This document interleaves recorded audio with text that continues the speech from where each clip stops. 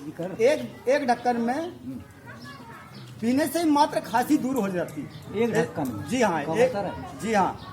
कैसे ही खांसी हो, पुराने से पुरानी खांसी हो, उसको एलो कप कीयर दूर कर देता। यह है एलो कप कीयर। अब इसके बारे में बता दूं मैं, गौमूत्र, यह है गौमूत्र। ये जबरदस्त काम करता है, ये अपने देश का है।